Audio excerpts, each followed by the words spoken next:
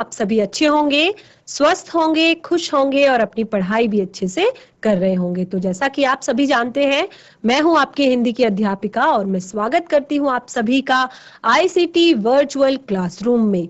और आज हम पढ़ेंगे क्लास 9th की हिंदी।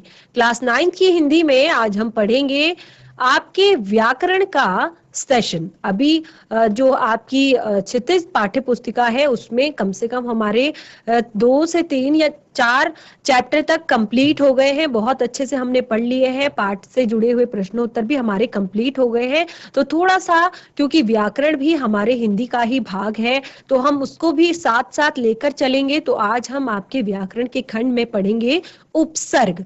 तो उपसर्ग का उपसर्ग वे शब्द होते हैं जो किसी भी शब्द के आगे, देखिए हिंदी भाषा में क्या होता है, व्याकरण में क्या होता है कि हम नए शब्द बनाना सीखते हैं, व्याकरण से ही हम भाषा सीखते हैं।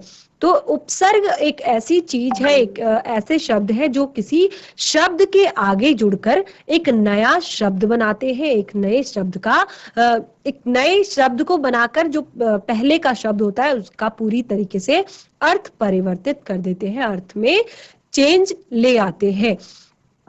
तो उपसर्ग आपने पहले भी पढ़े होंगे, जिनको हम प्रीफिक्स कहते हैं, यानी कि पहले जो हमारे लगाए जाते हैं। किसी शब्द के पहले अगर हम उपसर्ग लगाते हैं तो उसका अर्थ पूरी तरीके से चेंज हो जाता है, पूरी तरीके से परिवर्तित हो जाता है। तो हिंदी में भी उपसर्ग और प्रत्यय आपके पाठ्य पुस्तिका में बहुत ज्यादा जरूरी, बहुत ज्यादा इंपॉर्टेंट भाग है। और इंग्लिश में भी आप प्रीफिक्स और सफिक्स पढ़ते हैं और बहुत ही आपके इंग्लिश के एग्जाम में आता ही आता है। और हिंदी में भी आज ही नहीं, आगे भी जब आप जाएंगे, हायर स्टडीज में भी जब आप जाएंगे, उसके बाद आप कॉम्पिटिटिव भी एग्जाम भी देते हैं, तो हर जगह व्याकरण का जो पार्ट है वो जरूर आता है और जिसमें उपसर्ग और प्रत्यय हमेशा ही होते हैं।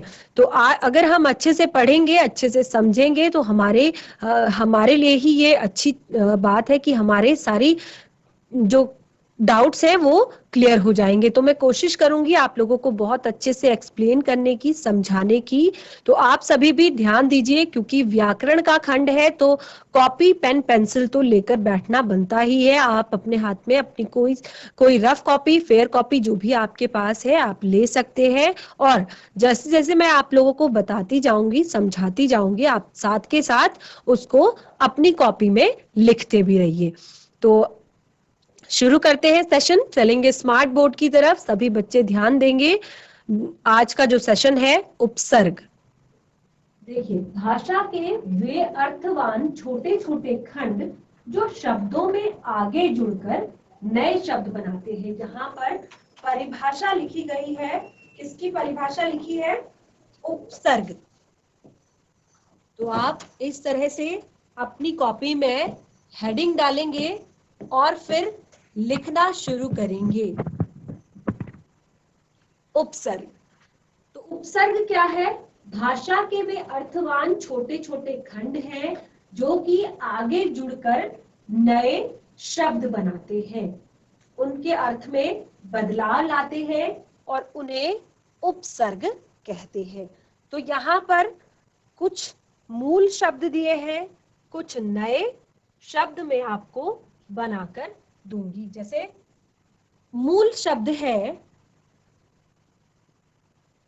योग,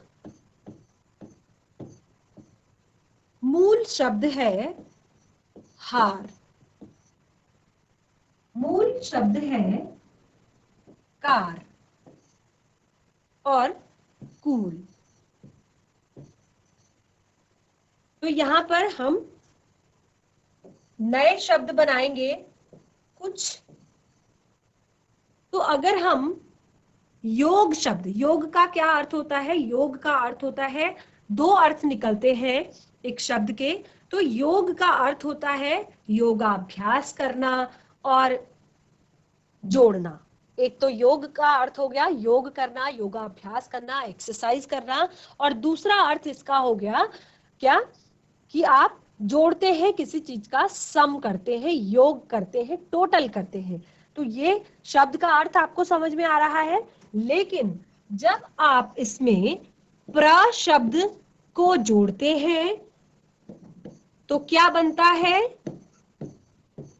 पूरी तरीके से अर्थ चेंज हो जाता है, अर्थ बदल जाता है और नया शब्द बनता है प्रयोग, अर्थात एक्सपेरिमेंट। बिल्कुल शब्द चेंज हो जा रहा है, नया शब्द बन रहा है और अर्थ पूरी तरीके से परिवर्तित हो जा रहा है। अगर हम हार की बात करें, अगर हम हार के लिए पढ़ते हैं तो हार का अर्थ होता है, एक तो होता है परास्त होना, अर्थात हार जाना किसी से। आप यहाँ पर हार शब्द पढ़ रहे हैं, अगर आपको हार शब्द मैं बोलूं और बोलूं कि अच्छा बताओ अचानक से आपके दिमाग में हार शब्द के क्या अर्थ निकलते हैं, तो हार का अर्थ है पराजय सबसे पहले। उसके बाद गले में पहनी जाने वाली पुष्पों की माला या फिर स्वर्ण आभूषण, तो उसको हार कहेंगे। लेकिन अगर मैं इसमें आ उपसर्ग जोड़ दूं तो ये क्या बनेगा, आहार। ठीक है, या अगर मैं इसी में प्र शब्द जोड़ दूं तो ये क्या बनेगा, प्रहार। तो इस तरह से जो वे अर्थवान छोटे छोटे खंड, क्या लिखा है हमने परिभाषा में, वे अर्थवान छोटे छोटे खंड जो आगे जुड़कर नए शब्द बनाते हैं,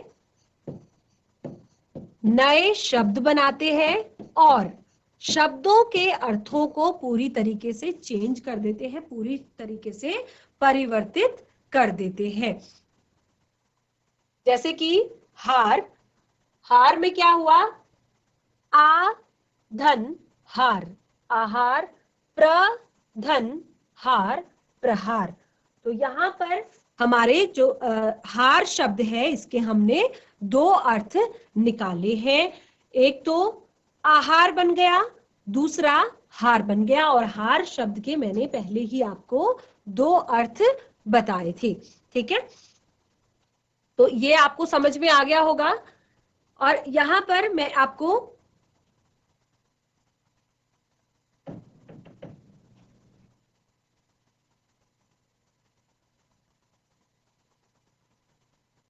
जैसे आ शब्द का,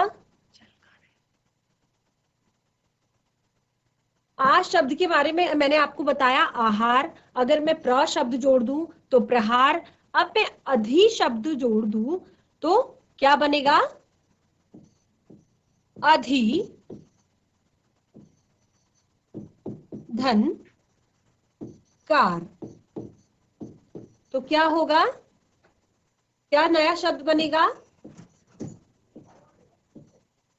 अधिकार।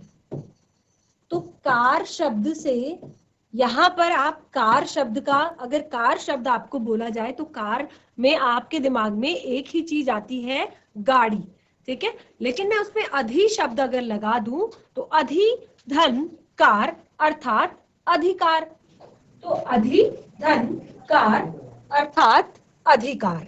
ठीक है, तो इस तरह से यहाँ पर कूल शब्द है, तो कूल को अगर मैं बहुत सारे तरीके से कूल शब्द का एक अलग अर्थ आपके लिए निकलेगा, लेकिन जब मैं कूल शब्द के आगे बहुत सारे जब उपसर्ग जोड़ दूं, जैसे प्रति धन कूल या अनु धन कूल, तो बिल्कुल अलग अलग अर्थ निकल रहे हैं। प्रतिकूल अर्थात विपरीत परिस्थितियां, अनुकूल अर्थात जो परिस्थितियां के आधार पर सही है। तो इस तरह से आप देख पा रहे हैं कि उपसर्ग को जब हम किसी शब्द के आगे जोड़ते हैं तो बिल्कुल एक नया शब्द बनता है और शब्द का अर्थ पूरी तरीके से परिवर्तित हो जाता है, शब्द का अर्थ पूरी तरीके से चेंज हो जाता है। देखिए, अब आप इसको फटाफट से अच्छे से अपनी कॉपी में लिखिए। क्या लिखेंगे? ये उपसर्ग की कुछ विशेषताएं हैं। तो उपसर्ग के प्रयोग करने से क्या होता है? तो आप क्या लिखेंगे? उपसर्ग के प्रयोग करने से क्या होता है? सबसे पहले उपसर्ग के प्रयोग करने से एक नया शब्द बनता है, और दूसरा, मूल शब्द के अर्थ में बदलाव आ जाता है, और कभी कभी अर्थ में बदलाव ना आकर विशेषता भी आ जाती है। कभी कभी अगर हम इस तरह से, अभी आगे मैं सारी चीजें आपको एक्सप्लेन करूंगी, तो कभी कभी तो ऐसा होता है कि बिल्कुल नया शब्द बनता है, और दूसरी बात कि शब्द के अर्थ में बिल्कुल ही परिवर्तन आ जाता है, अर्थ बिल्कुल चेंज हो जाता है, और दूसरा, बदलाव न आकर कोई विशेषता बन जाती है। अगर मैं अधिक की बात करूं, तो अगर मैं उसमें फिर से एक अधिक लगा दूं, तो वो अधिक का अधिक, अधिक का अर्थ है ज्यादा, और अधिक का अधिक अर्थात बहुत ज्यादा। तो इस तरह विशेषता भी आ जाती है।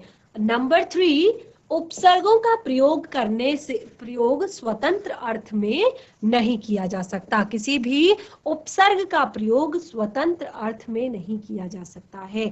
अगर हम उपसर्ग को खाली पढ़ें तो उसका हमें कोई भी स्वतंत्र अर्थ प्राप्त नहीं होता है। अनु का कोई अर्थ नहीं होगा अगर मैं उसको स्वतंत्र रूप से पढूं।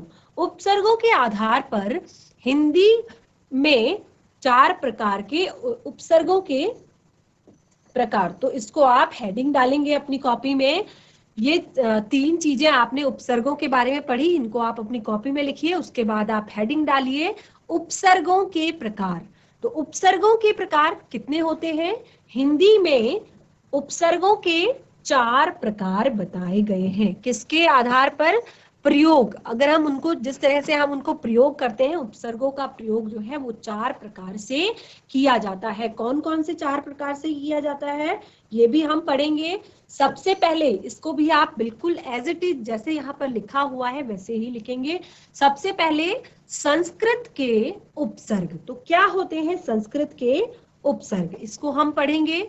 उसके बाद हिंदी के उपसर्ग, उसके बाद आगत या विदेशी उपसर्ग, उसके बाद उपसर्ग के समान प्रयोग होने वाले संस्कृत के अव्यय शब्द।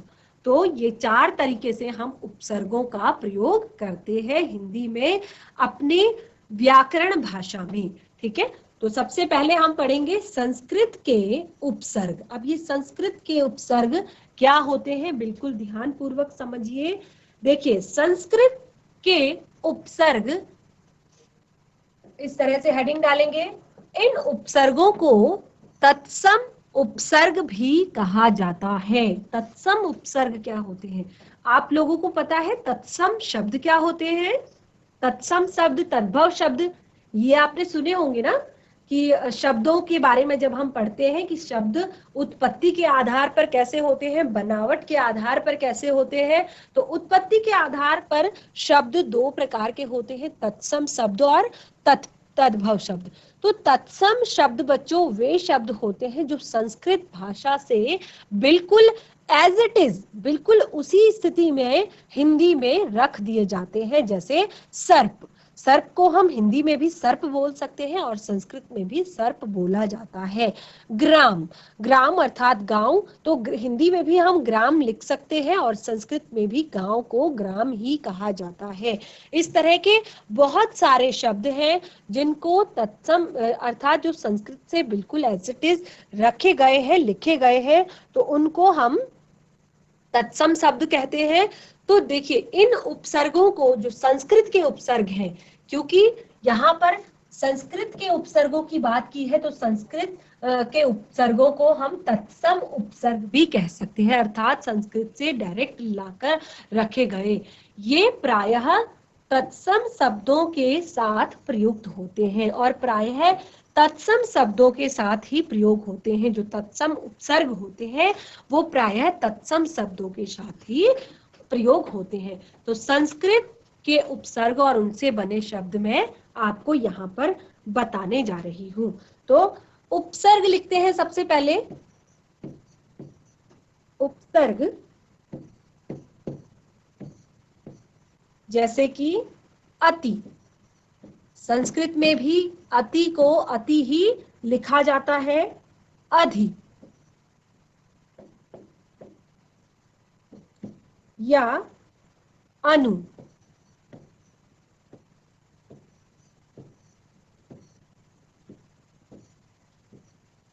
अब यहां पर हम इसके अर्थ आपको बताते हैं।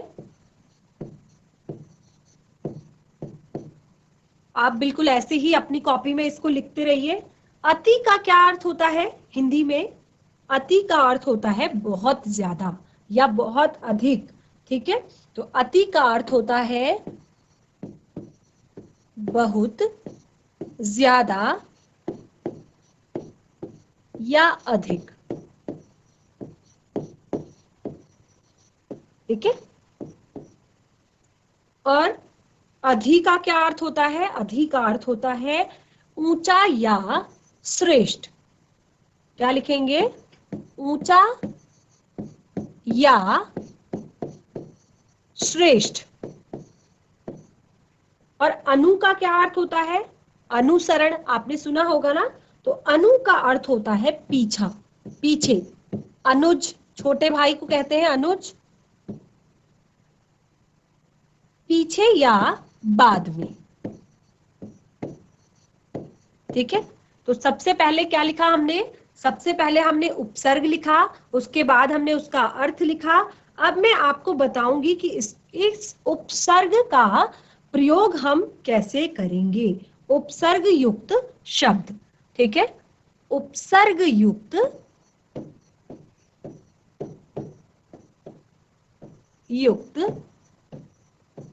शब्द। उपसर्ग युक्त शब्द कैसे शब्द बन सकते हैं? अति से अतिवृष्टि, अतिवृष्टि। और एक चीज बिल्कुल ध्यान दीजिए जो हमने इसमें पढ़ी कि ये संस्कृत के उपसर्ग है और इसका प्रयोग तत्सम शब्दों के साथ ही किया जाता है। तो मैंने आपको तत्सम शब्द क्या होते हैं वो बता दिया कि संस्कृत से जिसको हम बिल्कुल उसी रूप में हिंदी में प्रयोग करते हैं उसको हम तत्सम शब्द कहते हैं। तो यहाँ पर वृष्टि की बात की गई है और अति, तो यहाँ पर दोनों शब्द जो है अति वृष्टि दोनों ही संस्कृत के शब्द है। अति का अर्थ होता है बहुत या बहुत ज्यादा, वृष्टि का अर्थ होता है बरसना। तो अतिवृष्टि या अतिक्रमण भी हम बोल सकते हैं। अतिक्रमण, अतिक्रमण अर्थात अति का अर्थ है कब्जा करना या अतिक्रमण का अर्थ है कब्जा करना, यानी कि बहुत ज्यादा अपना उस पर हक जमाना या जताना। ठीक है, तो इस तरह से हम इसके शब्द बना सकते हैं। तो अधि, अधि का आप किस तरह से शब्द बनाएंगे? अधिवक्ता। देखिए फिर से ध्यान दीजिए, अधिवक्ता। तो अधि शब्द जो है वो भी संस्कृत का शब्द है और वक्ता शब्द जो है वो भी संस्कृत का ही शब्द है। तो अधिवक्ता, अधिगम, अधिगम अर्थात सीखना, अधिगम करना, तो ये भी एक संस्कृत का ही शब्द है। अनु, अब अनु की अगर हम बात करें तो अनु में होगा अनुभव, अनुरोध, अनुगमन, अनुसार, अनुशासन। ठीक है, तो किस तरह के शब्द बनेंगे? अनुशासन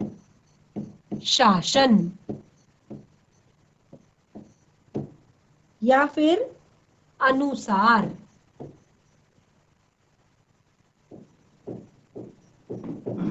या अनुरोध। बहुत सारे शब्द हम लिख सकते हैं। अनुभव। तो इस तरह से संस्कृत के उपसर्ग क्या होते हैं ये मैंने आपको बता दिए। संस्कृत के उपसर्गों का अर्थ मैंने आपको बताया और उपसर्ग युक्त शब्द कौन से होते हैं ये आपको यहाँ पर समझा दिया। और ये संस्कृत के उपसर्ग हैं तो बार बार बोल रही हूँ कि तत्सम उपसर्ग भी इनको कहते हैं और तत्सम शब्दों के साथ ही प्रयोग होते हैं। अक्सर क्या होता है कि हमें लगता है कि उपसर्ग और प्रत्यय तो बहुत ज्यादा इजी है, बहुत ज्यादा आसान है, और हम उसको किसी भी शब्द के साथ हम उसको जोड़कर लिख देते हैं, लेकिन ये कई बार गलत हो जाता है। इसी कारणवश गलत होता है कि हमें पता नहीं होता कि ये कौन से वाला उपसर्ग है। देखिए, संस्कृत के जो उपसर्ग है,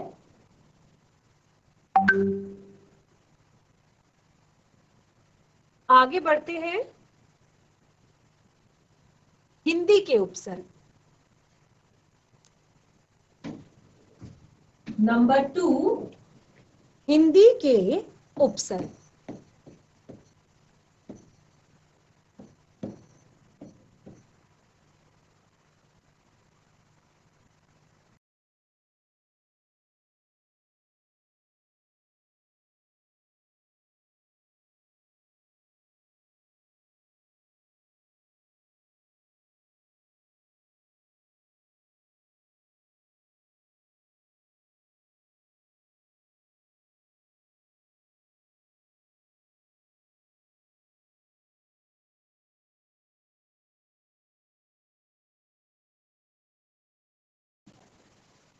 दूसरा यहाँ पर आता है आगत या विदेशी उपसर्ग। आगत अर्थात कहीं से आया हुआ। सबसे पहले हमने संस्कृत वाला पढ़ा था, जो हमारी संस्कृत भाषा से ही हिंदी में आया है, और अब है आगत या विदेशी उपसर्ग। आगत या कहीं से आया हुआ, विदेशी भी किसी दूसरी जगह से आया हुआ।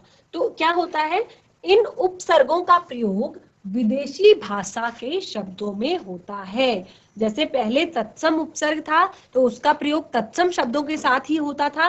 अब हम आगत शब्दों का, विदेशी उपसर्गों का प्रयोग कर रहे हैं, आगत उपसर्गों का प्रयोग कर रहे हैं, तो इनका जो प्रयोग होगा वो विदेशी भाषा के साथ ही होगा, यानी कि विदेशी शब्द जो होते हैं उसमें ही होगा। जैसे उर्दू, अरबी, फारसी, अंग्रेजी भाषा के उपसर्ग इसी कोटि में आते हैं। तो फटाफट से इसके उदाहरण भी लिख सकते हैं, लिखेंगे बिल्कुल इसी तरह से पढ़ेंगे जैसे हमने पहले लिखा था। उपसर्ग लिखेंगे, उनके अर्थ लिखेंगे, और उपसर्ग युक्त शब्द लिखेंगे।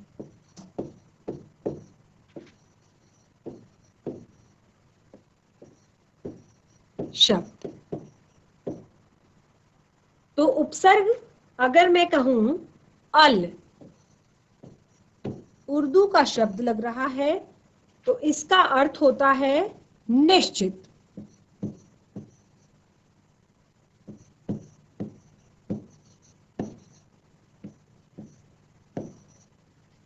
इसको हम कैसे कैसे हम शब्दों में प्रयोग करेंगे? अलगस्त,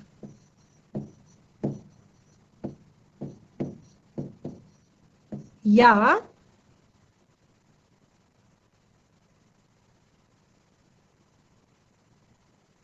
आगे बढ़ेंगे अलराज, अर्थात निश्चित राज। अगला शब्द है एन। तो एन का अर्थ है ठीक। तो कैसे प्रयोग करेंगे इसको? एन वक्त।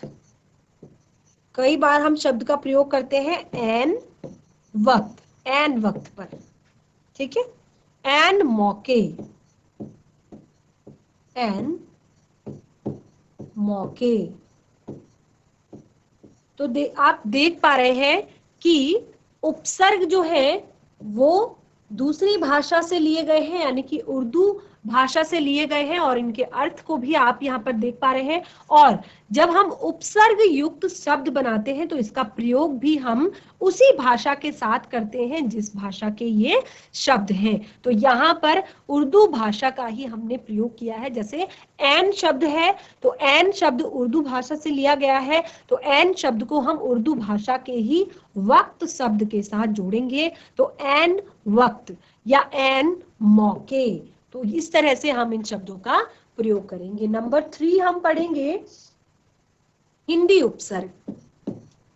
जब सभी भाषाओं में हम पढ़ रहे हैं तो उसके बाद हम पढ़ेंगे हिंदी उपसर्ग। अब हिंदी उपसर्ग क्या होते हैं? इन उपसर्गों का नाम, हिंदी उपसर्गों को हम दूसरी भाषा में तद्भव शब्द भी कहते हैं। अब तद्भव और तत्सम और तद्भव शब्द जो मैंने आपको बताया कि भाषा की दृष्टि से जब हम उत्पत्ति की दृष्टि से शब्दों को बताते हैं तो उसमें तत्सम और तद्भव शब्द आते हैं। जिन शब्दों को हम संस्कृत से हिंदी में तो लेकर आए हैं, लेकिन हमने उनको हिंदी में परिवर्तित कर दिया है, यानी कि हिंदी में चेंज कर दिया है। तो जैसे इसको पहले यहाँ पर आप लिख लीजिए कि इन उपसर्गों को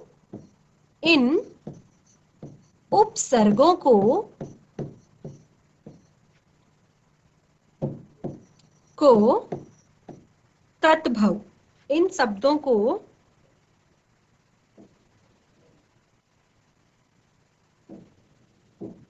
तद्भव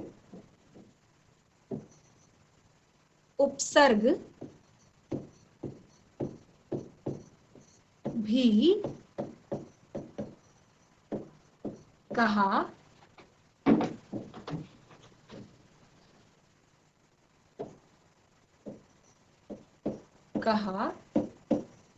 जाता है। ठीक है, इनका प्रयोग हिंदी शब्दों के साथ किया जाता है। इनका प्रयोग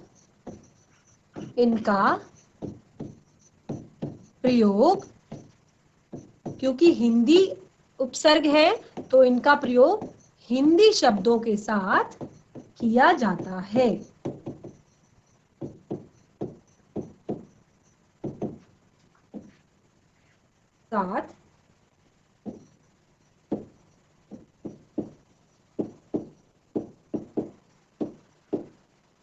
तो ये आपको समझ में आएंगे, बिल्कुल ध्यान से समझिए।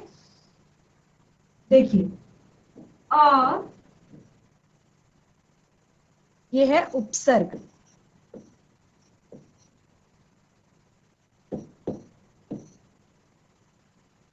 अन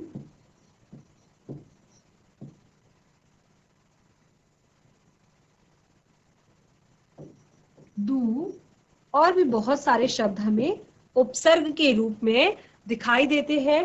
तो अ का अर्थ होता है अभाव, अर्थात किसी चीज का ना होना, अभाव या रहित भी हम इसका अर्थ लिख सकते हैं, तो हमें शब्द बनाने में आसानी होगी। और क्या था? न, अन अर्थात निषेध, अर्थात हम किसी चीज के बारे में मना कर रहे हैं या अभाव प्रकट कर रहे हैं। बिल्कुल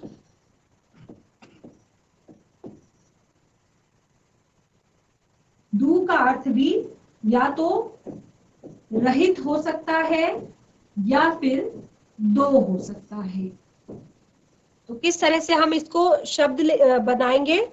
अ यानी कि अभाव की बात की जा रही है तो अनजान,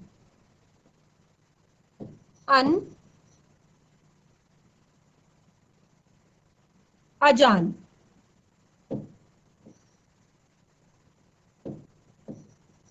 अजान अर्थात जिसको नहीं पता है, जो नहीं जानता है। अछूत, अछूत अर्थात जिसको नहीं छू सकते। अनाथ अर्थात जिसका कोई भी नहीं है। अब आता है अन, तो अन का अर्थ है निषेध, नहीं, यानी कि मतलब अभाव जताना। तो अनजान यानी कि नहीं जानता।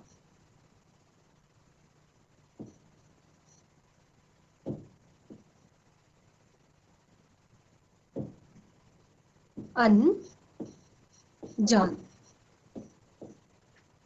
या अनचाहा,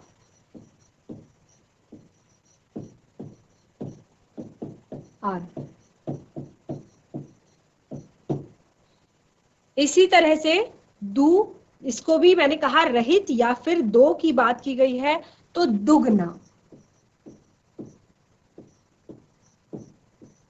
या दुविधा,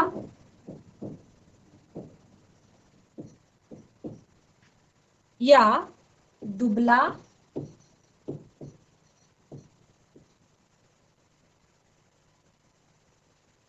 तो इस तरह से हम हिंदी के जो उपसर्ग हैं उनका प्रयोग केवल और केवल हिंदी भाषा के साथ करेंगे। बाहर से आए हुए जो आगत उपसर्ग हैं, विदेशी उपसर्ग हैं, उनका प्रयोग हम विदेशी भाषा के साथ करेंगे। संस्कृत भाषा से लिए गए जो उपसर्ग हैं उनको हम तत्सम उपसर्ग भी कहते हैं, तो उनका प्रयोग हम केवल तत्सम शब्दों के साथ ही करेंगे।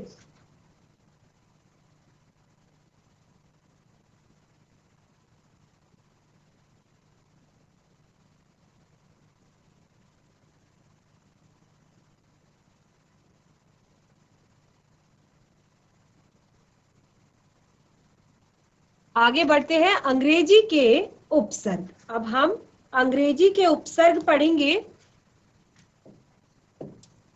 अंग्रेजी के उपसर्ग,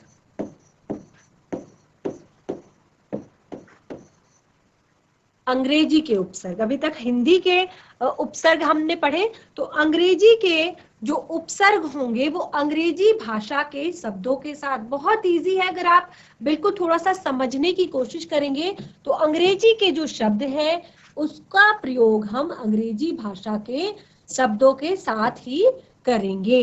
जैसे कि उपसर्ग लिख लेते हैं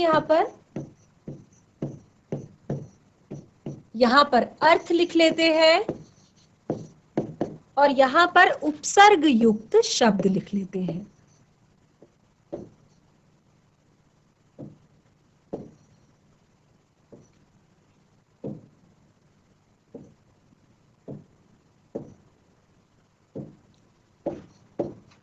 उपसर्ग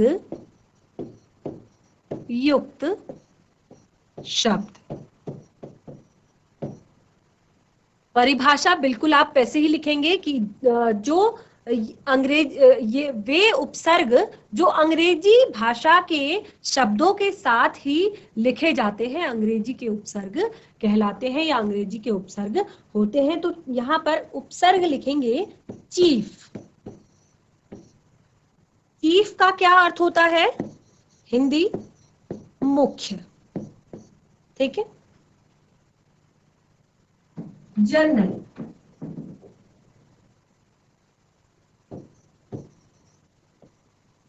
या वाइस,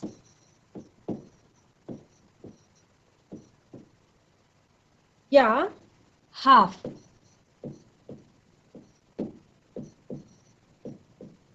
तो इस तरह के जनरल का अर्थ होता है वही मुख्य,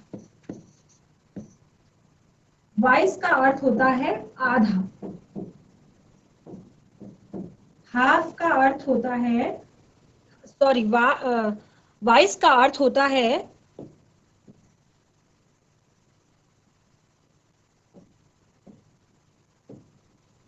उप, हाफ का अर्थ होता है आधा। तो हम चीफ की बात करें, अगर चीफ शब्द, चीफ उपसर्ग से हम कोई नया शब्द बनाएंगे तो उसको हम इस तरह से लिख पाएंगे, चीफ मिनिस्टर।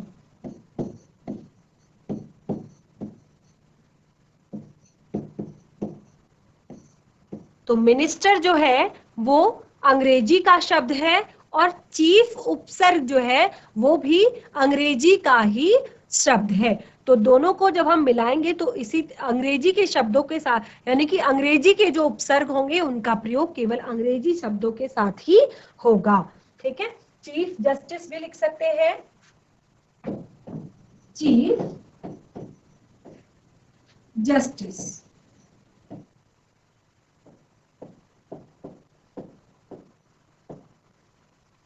जनरल अर्थात जनरल मैनेजर,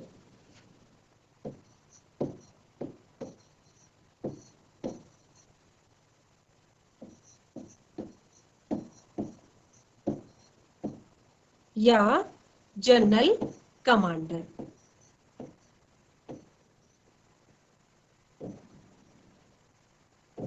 तो आप यहाँ पर देख रहे होंगे जिन शब्दों के साथ हम इनका प्रयोग कर रहे हैं वो अंग्रेजी के शब्द है। ठीक है, आप यहाँ पर देख पा रहे होंगे कि जिन शब्दों का हम प्रयोग कर रहे हैं वो अंग्रेजी के शब्द है। आगे वाइस, अर्थात वाइस का हमने बताया उप, तो क्या लिखेंगे? Vice principal, vice principal.